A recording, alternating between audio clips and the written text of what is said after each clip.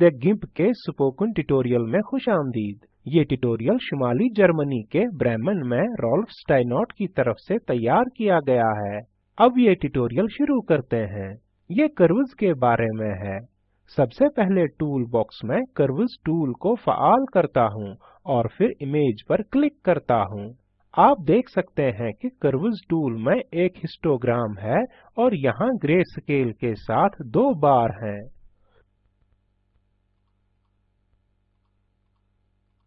फिर curves tool में से मुंतखब करने के लिए कुछ बटन्स हैं, जैसे प्रीव्यू, सेव, ओपन वगैरह। लेकिन अब के लिए हम कर्व टूल के ग्रे स्केल बार पर तवज्जो मरकूज करेंगे। यहाँ ये बार सोर्स इमेज की मुख्तलिफ कलर रेंज को जाहिर करता है।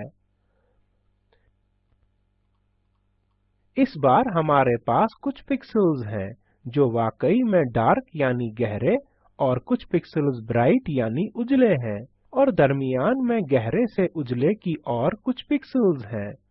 यहाँ यह हॉरिजॉन्टल बार 256 मुख्तलिफ कलर टोन्स रखता है।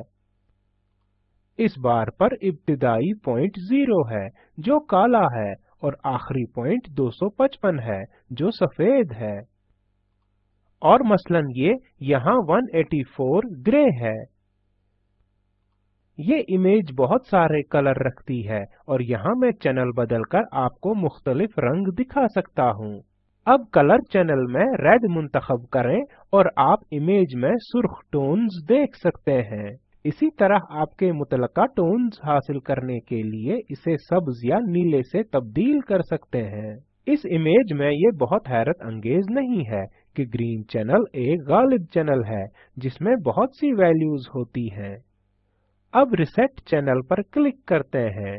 हर टोन के ऊपर हिस्टोग्राम का कर्व पिक्सेल्स की गिनती है जो लिमिनोसिटी यानी चमक रखते हैं। यहाँ हमारे पास एक ऐसा इलाका है जहाँ इस टर्मिनल के साथ पिक्सेल्स तकरीबन इतने ही हैं जितनी बार इस टर्मिनल पर हैं।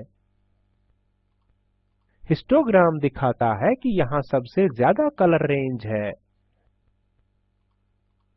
आप इमेज में जाएं जब कर्व टूल फ़ाल होता है और माउस कर्सर एक छोटे ड्रॉपर में बदल जाता है।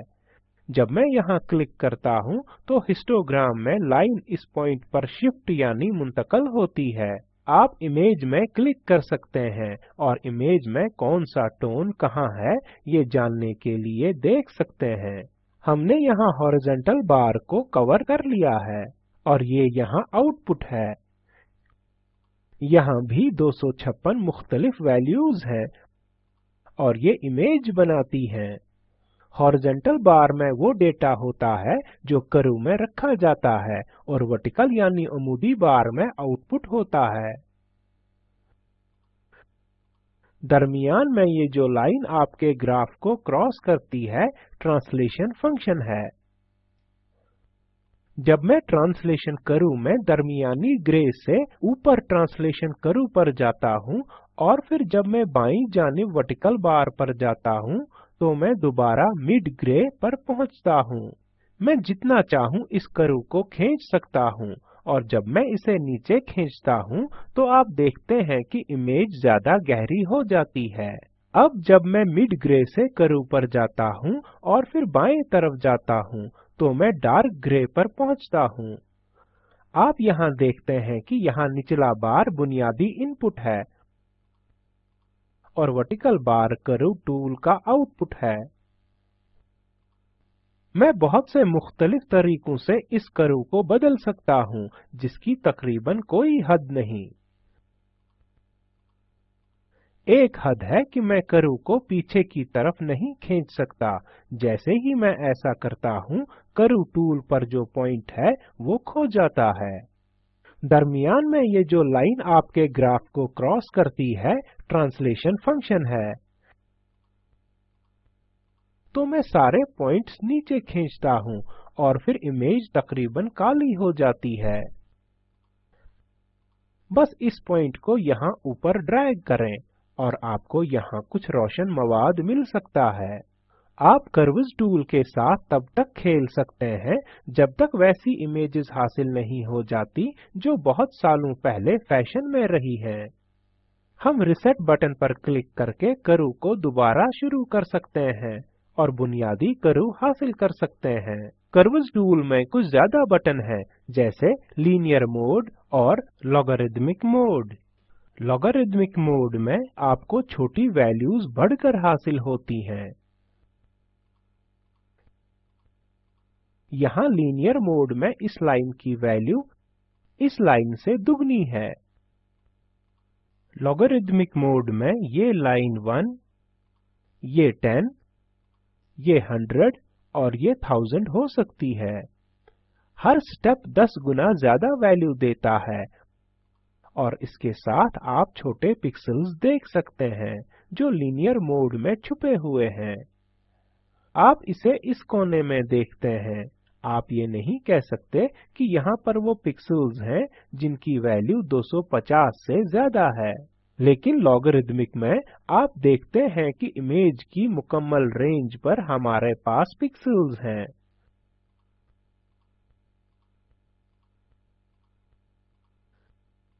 फिर यहाँ कर्व टाइप नामी एक बटन है। अब तक मैंने यहाँ वो टूल इस्तेमाल किया जहाँ कर्व में घुमाव हासिल होता है, और जब मैं कर्व टाइप बदलता हूँ तो मैं वाकई कर्व को पेंट कर सकता हूँ और कुछ दिलचस्प चीजें हासिल होती हैं जो मैंने अभी तक इस्तेमाल नहीं की हैं।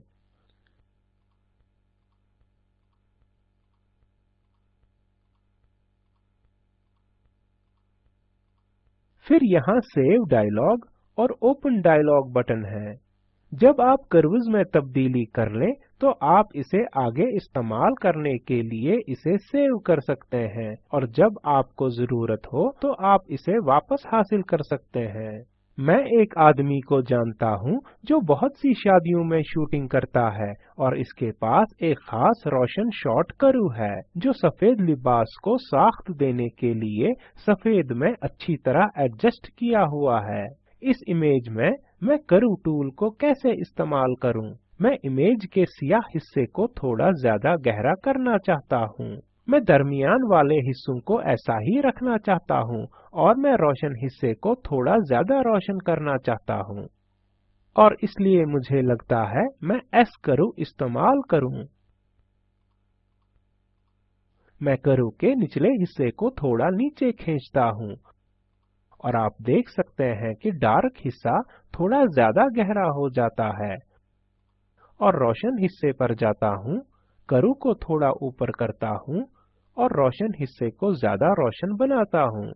मजीद ब्राइटनेस के लिए आप कर्व को थोड़ा सा ज्यादा खींचकर कर सकते हैं।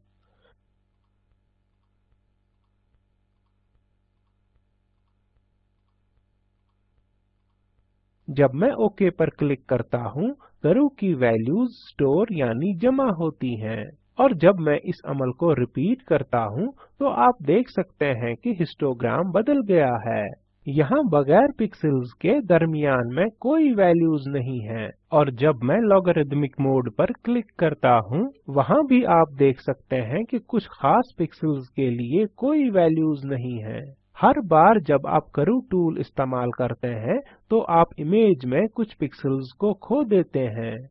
लिहाजा कर्व ऑपरेशन का बरक्स करने के लिए अनडू करने की कोशिश न करें, यानी यहाँ कर्व ऊपर की ओर और यहाँ कर्व नीचे की ओर खींचकर। ओके पर क्लिक करें और अब आप देख सकते हैं कि ये और खराब हो जाता है, जिसके नतीजे में आपको इमेज कलर बैंडिंग के साथ मिलती है।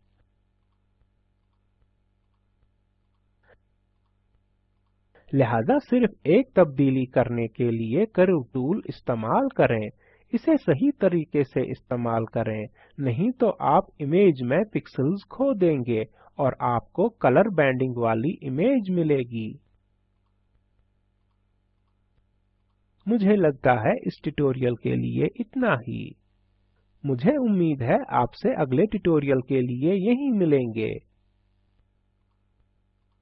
अगर आप तबसरा चाहते हैं तो बराए मेहरबानी info@meetthegimp.org पर लिखें और मैं आपसे सुनना चाहूँगा।